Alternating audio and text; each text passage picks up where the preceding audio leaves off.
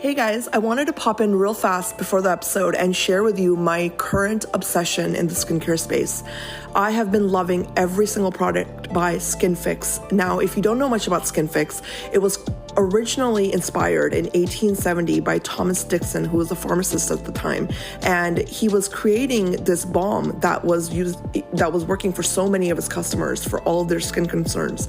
So carrying that legacy and heritage forward, Amy, who is the current CEO and founder of this amazing line, has created a wide range of products that really fit for almost everybody in every demographic. I'm obsessed with the work that they're doing in the science aspect and the self-care aspect, connecting clean beauty. It's all of the good things that we want in our skincare products without compromising results. So again, check them out at www.skinfix.com and stay tuned for this awesome episode coming up. Thanks, guys.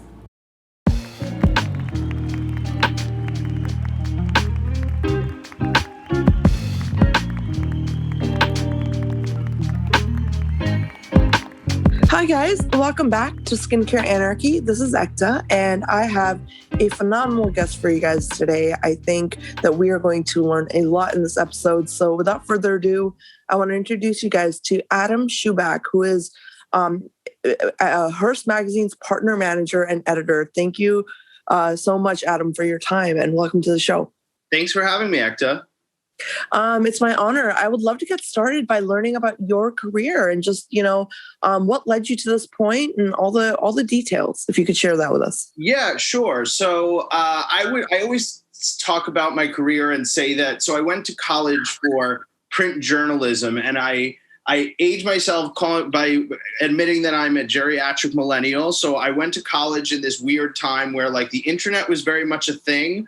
But I majored in print journalism anyway, and it was a whole like learning how to do a newspaper layout and all these things that when you're writing for the internet don't really matter as much anymore. But so I was studying journalism essentially, and I went to college at American in DC, and they were really trying to force the whole political writing and covering stuff that was happening on Capitol Hill. And I knew doing that, I didn't want to do that. Like I knew the type of writing I wanted to do was more focused around like kind of lighthearted stuff that people would just kind of read on their lunch breaks and just kind of spend time reading when they wanted to just escape their lives. So I studied in that. I didn't quite find a job in journalism right away. I had a job at TV Guide Online right after college, but I was doing video editing for them. And I've kind of always been in other areas within media, but not actually writing, which is always what I wanted to do. And then I finally got a job before my Hearst job where I was writing for radio stations. It was essentially like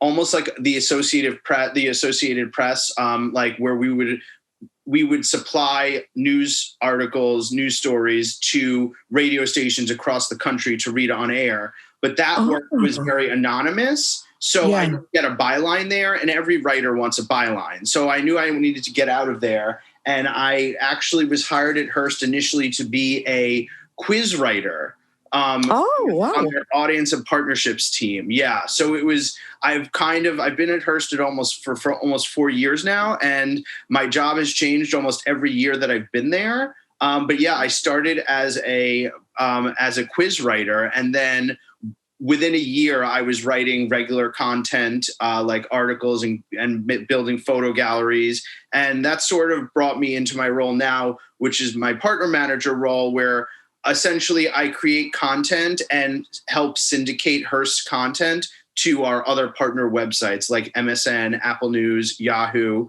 and those kind of things. Oh, wow. That's so interesting. And I have so many questions because I really don't know how the publication world works. So, I'm going to dive into those later. But I want to know, like, in terms of like getting to write, like, what you wanted. What were some of the first topics that you wrote about? I mean, did you have any say, or, I know Sorry. What I think for me, it was a slow progression. It was, I was hired as a quiz writer, and I got to pitch ideas for quizzes, but ultimately, like, as I was starting out, I didn't know the brands as well as I do now, and like the type of content that they would like. So things were assigned to me more and more. But now that I'm in a partner manager role, I've been doing this for a few years, I know the type of content that works well for our partner sites. So I kind of know what to write about and what to, I lead a team of freelance writers as well. And I kind of give them ideas for what to write about.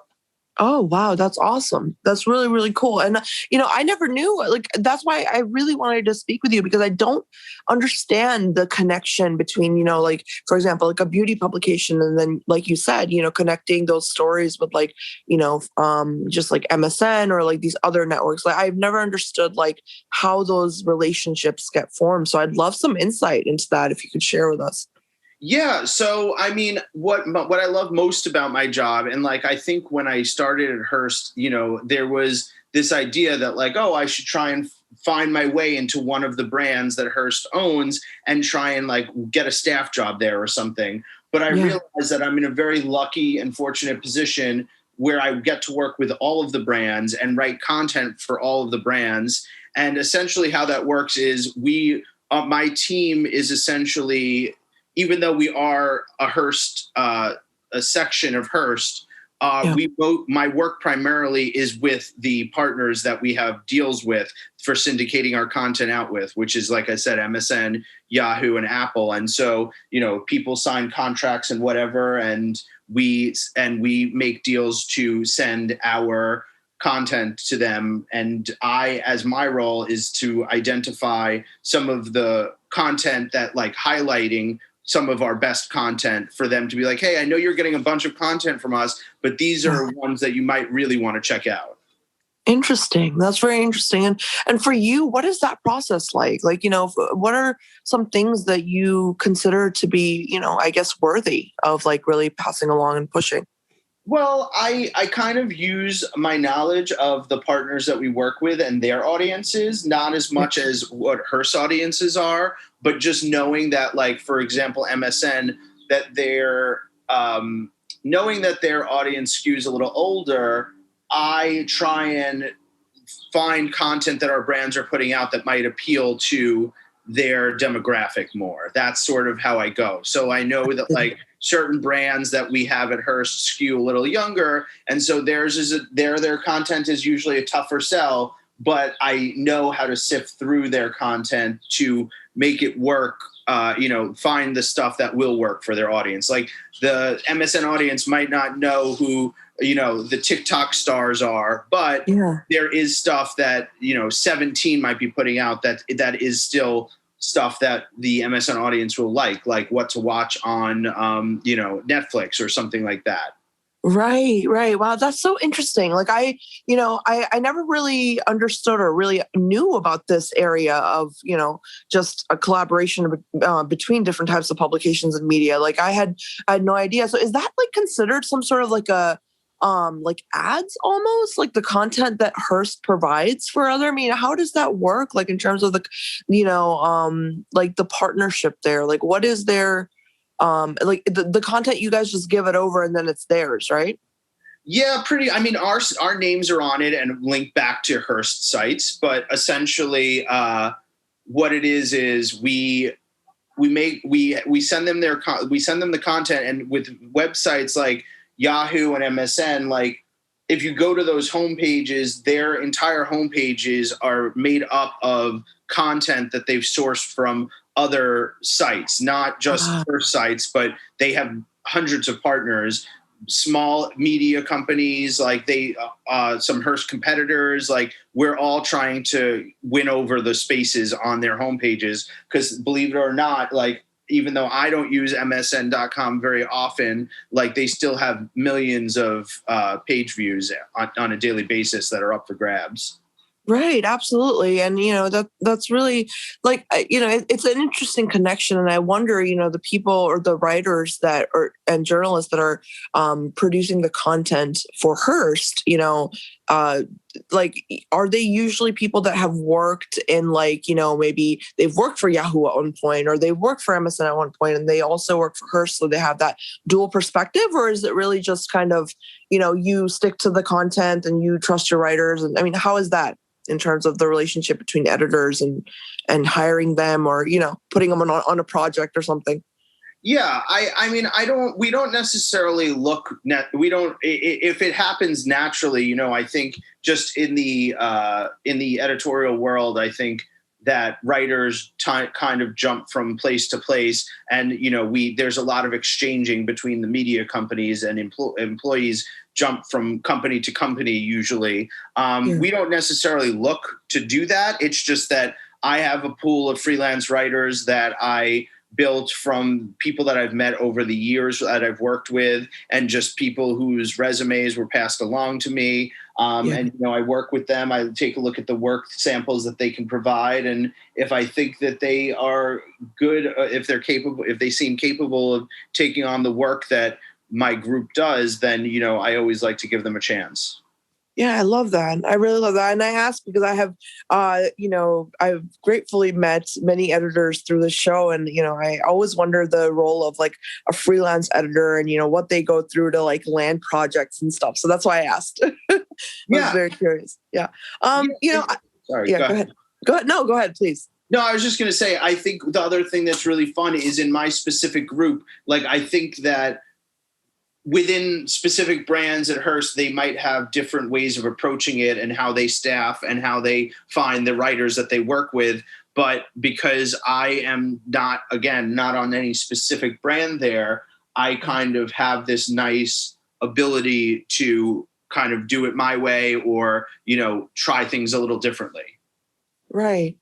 I mean, and I have one question though. I have one question about, in terms of, like, for example, I know that, I can speak about beauty brands because I talk to, most of those founders, but, like, when it comes to something going viral, right? Like, from a social media standpoint, like, I always think of that, first you get featured in a magazine, and a brand will go on to, like, get the word out. And I'm guessing this has a lot to do with it, right? Because you're almost transitioning from one area of exposure to another. Like, if you get featured in Harper's Bazaar, and then you get, like, something happens to where it's interesting for Yahoo to pick up that story.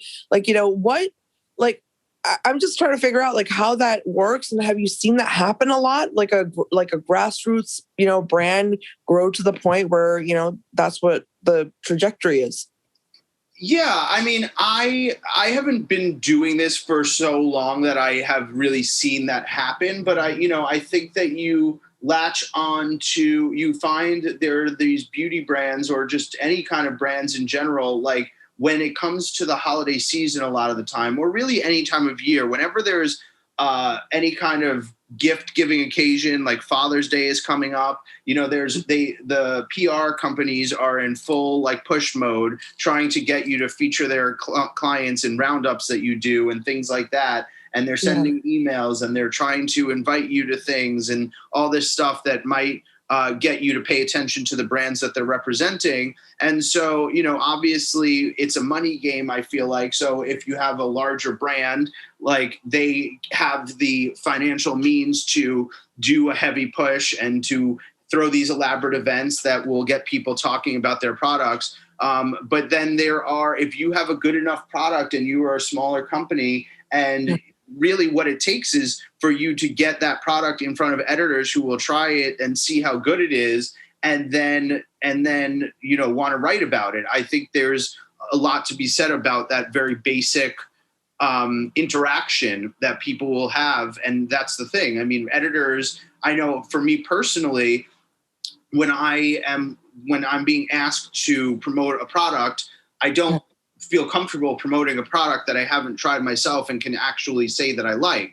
So, to turn around and do that, it seems so disingenuous. So it's fraud. Yeah, it's fraud. Like, that's, So, for that, and, I've gotten, luckily, there have been opportunities for me to try different skincare products because at certain points I have written that kind of content. And, I've discovered brands that I like to use on my own, and I've continued to use them. And when I do roundups like that, I try and help them out as well.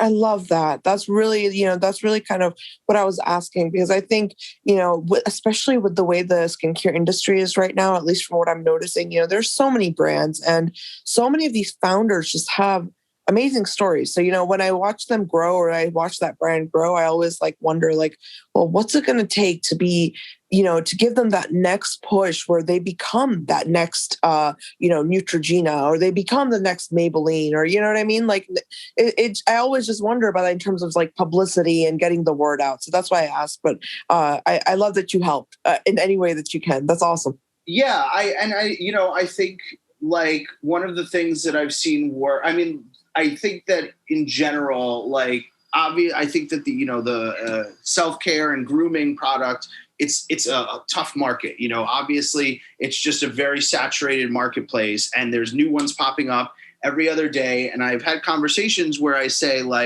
it's hard to know because I don't know this. I'm not entrenched in that whole world where I know the science behind a lot of the products and stuff. So when PR people are telling me about what's in a certain product and why it's good and all this stuff, or, serums were really popular or are popular now and all this stuff. And it's okay, well, I don't really know all of this information. So that doesn't mean a lot to me. But if somebody presents me with a starter kit and says, these are our products, here's little samples of all of them, and I try them out and they really help my skin, that's how I know that I'm going to want to promote this brand. Right. That makes total sense. And, actually, I'm struggling on a much smaller scale with the same idea. Some brands reach out to me and I'm like, can I have one product? Because they want me to interview them. And I'm like, I know nothing about you. I know nothing about your product. So I totally understand, what you mean. It's really about, authenticity. And I think that, the industry always talks about things like transparency and, all these big words get thrown out. And I always think that it really comes down to person to person, executive to executive, how they approach this. And I really love how you explained your approach to it. So yeah, I agree. Yeah. Hey guys, sorry for interrupting your episode, but just a quick shout out to brilliancebybrown.com. This is an amazing publication which is geared towards providing reviews and options and highlighting brands that are really good for almost any skin type, especially for men and women over 40. Heidi Brown is just doing a phenomenal job. Her whole team is working so hard to bring forward products that really work for this demographic that's never really been, highlighted before in the industry. So again, www.brilliancebybrown.com. Check it out, and also check out Heidi's interview on our show. Thanks for listening, guys, and I'm going to let you get back to this episode. I actually want to move on, and I want to ask you a question. And, if you can't answer, that's totally fine. But one thing that's come onto my radar that I'm really having a hard time understanding is the relationship that, magazines or just, they have with certain brands and featuring them more so than other brands. Because and I don't know how much truth there is to this. So please don't think that I'm saying this. I've just heard this, and I guess it's going around the rumor mill, and I'm wondering how that works. Do brands work with magazines to, promote other than ads is what I mean? In terms of having editors write about them more often than others, is there such a thing? Right. And this is a question, unfortunately, that I can't answer because I don't work for a specific magazine brand. So I don't know the inner workings of how any of the brands that do this kind of content really come down to making the decision about what to feature. So I just know for me, I think it's about familiarity. In some ways, it's not necessarily that they're loyal to specific brands, but I think that, if I have a product, like I said, if I have a product that I love, that I've used several times and have become a loyal customer for, and I'm a writer, I'm going to want to include that brand moving forward and give them the attention that they deserve for making a quality product that I genuinely use every day. So, I mean, I think that might be part of it. And, I think, again, if it's sort of a money thing, you have to also look at the audience as well. If you put, let's say, a Dove product in a Roundup and it sold 100 units on your on the story, or however many on the story, if you know that the readers that are clicking on your products are clicking on Dove products, then it's probably a good idea to keep putting Dove products in your Roundups. I see what you mean. That makes sense. Yeah. So it's really about good business. That's really what it is. I mean, it makes sense. I wouldn't say it's exclusively that. And I think that lately there's been a huge movement, I think, in supporting a small business and stuff like that, and helping up and coming businesses get off their feet a little bit by giving them that promotion as well. So I think the attitude is shifting, but the tried and true favorites are always going to be there. Absolutely. No, that really clarified it for me. Thank you so much, because, it makes complete sense. Every publication house is also a business. You have to promote what is, most appealing to your viewership. So I totally get that. I want to ask you though, because I want you to share some career advice, because I know that this industry is extremely difficult to succeed in and, really make a mark. And, you've accomplished so much. So I would love if you have any, advice for somebody who wants to go in the same track that, you're in, and they're just kind of trying to figure that out, who to reach out to, or like what kind of people to connect with, that kind of stuff. If you can share some advice with us. Yeah. So I would say in my specific situation, where I am right now and how I got in at Hearst is essentially the first thing is to always sort of be hustling a little bit. Like, for example, when I was doing my last job and I was frustrated about not having a byline on the content that I was creating, I realized that BuzzFeed had a community section that encouraged people to submit content to them, which they don't pay for, which is a problem. And it's definitely gotten exploited all over the internet for being an issue. But I was before all of that, and I realized how kind of bad it was that they were making a lot of money off of the content. I was producing content for BuzzFeed, and a few pieces that I did went viral and had my name attached to it. So when I was interviewing at Hearst, the woman who interviewed me had actually previously worked at BuzzFeed. So we talked a little bit about my contributions to their community section. And so that was something that I worked on in my spare time. So if you have a job, my first piece of advice would be, if you have a job that's not exactly in the industry that you're looking to be in, do whatever work you can on the side that will help boost your resume, or do whatever it can and give you the experience that will get you that extra little step towards what you're trying to get, where you're trying to go. I love that. It's like going the extra mile. Like, you really have to go the extra mile and make sure that if this is what you want. I mean, that makes total sense. I think, in every field, like I remember when I was younger, I was always like reading science stuff, and you know what I mean? Like, it was like, it makes sense what you said. But, I want to I have one more question for you. And, this is something I actually spoke about recently when I interviewed Michael Kranz, and we were talking about men being represented in this industry, and I know that you're not in the beauty industry directly, but I know that, just in media in general, I guess, like, how do you feel about the representation of men and, just the messages that should be going out to young men that are, consuming all this media and learning from it? Like, what are your opinions around that? Well, I feel like when I was growing up, my skincare routine was like Stridex pads and the typical teenager, like greasy face, rubbing alcohol, different gel, all that stuff.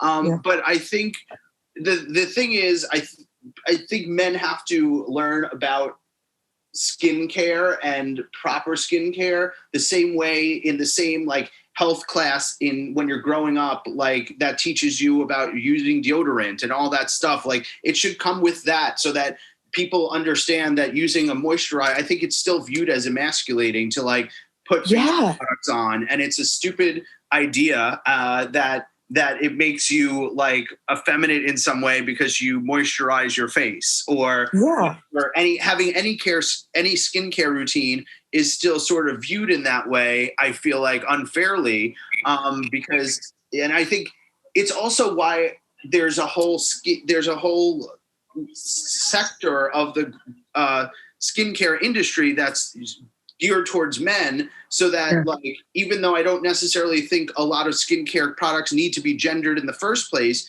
it all comes down to like fragrance and like, this is a manly scent, so this is a men's skincare product, but it's really just moisturizing the same way a woman's moisturizer does. Exactly. So once I kind of broke those barriers for myself, like it opened up a whole world for me, and I love to use whatever products I find are good for my skin. But I think, it's hard because it's still viewed in this way where, if you care about your skin and you have a whole routine, you are, either a gay man or what they used to call a metrosexual. And it becomes so like gross to me that there needs to be such a gendering of this experience. And even recently I've been getting pitched a lot for a cover up for men.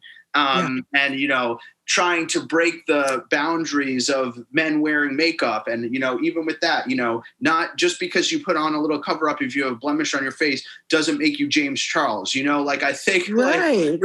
You don't have to just jump right into the deep end. You can try out different things. Then it's all about just caring for your skin. And there's nothing wrong with caring about the health of your skin. I don't understand. Absolutely. No, absolutely. And I think, you really hit on some great points. And, for me, from the medical end, I always think of this as so baffling, because it's like, not only is it obvious that, good skin care, just good skin regimens are good, important for everybody. We all have skin. That's been said, multiple times. But also I think about men have estrogen too. You know what I mean?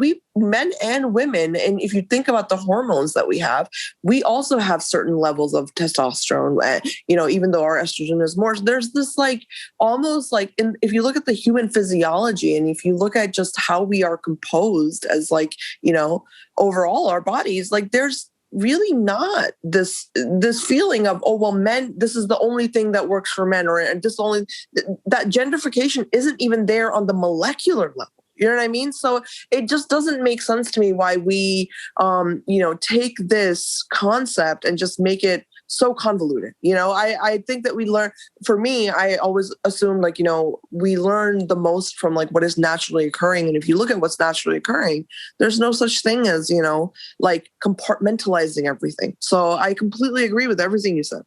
Yeah, thank you. And I just, overall, I feel like don't get hung up on like the gendering of the skincare products. Try things and see what your skin, how your skin reacts to it. If you like the way your skin feels and looks after you use a product, it doesn't matter what that product is. Keep using it. Yeah, exactly. Well, on that note, I was going to ask you actually if you could share maybe some products off the top of your head that you are enjoying right now and that you use. Sure, absolutely. So the first thing, and I want to give them a shout out. I use bar soap still. I love bar soap, and Bearsville Soaps is this small bar soap company.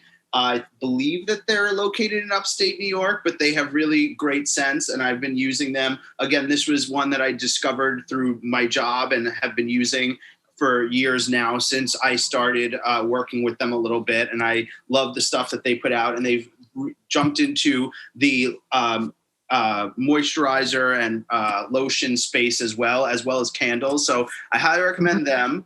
And I'm a diehard fan of Origins brand. I love all of their moisturizers. Yeah, they have an energizing orange one that I love, and there's a mushroom one that I've been using lately, a mushroom elixir one that's just been, I know exactly which one you're. Yep. That's a great one. Yep. Those products are really good. I love Rituals is another brand that I really love. So I would say them, and Brickell is a men's skincare group that I've had a relationship with, and I love the stuff that they do. And what we touched on earlier about the samples thing, what I love about Brickell is that if you go on, they just want to encourage men to take on a routine. So if you go on their website, they offer a free starter kit to try out their products and find out what your skin needs. And then you can buy the larger versions of them for yourself. But their line of products is also very good. That's amazing. And I love that. I love that. I love when brands make it easy. You know, it's like you just buy what you need and then you're good to go, because I think that's also a part of why, and this is just my own personal theory for everyone out there, but I think that's also why men are like a little like deterred from skincare sometimes. But it's like, there's so many products and there's so many colors associated with those products. And I often wonder, is it like, a man goes into Sephora and it's like, okay, yeah, I'm done. It's like hard to figure out what to use. So yeah, I like brands that have that little package and, you can kind of try. So yeah, it can be very intimidating. And I totally understand that, because it really was, and it still is in very many ways, because even the starter kit comes with so many things and you're just like, which do I put on first? And how much of it do I put on? And there's a lot of question marks associated with it. But especially since the market is so huge, like you go to a pharmacy and they have their own section, but then you go to a high-end department store and you're like, which one, should I go with Lab Series or should I go with what they have in the CVS? Right, exactly. 100%. Well, Adam, this has been amazing. I've learned so much from you, and it has been such an honor to host you. So anytime you have like any free time in your calendar, please come back. Oh, thank you so much, Ekta. This was a wonderful chat. Everyone listening out there, I hope you loved this conversation and you learned as many things as I did from Adam. Leave us some comments and keep the conversation going. I think this is a great time to be talking about, men's skincare and just proper representation, all that good stuff. So let us know what you think, and I will be back next time. Bye. Thank you.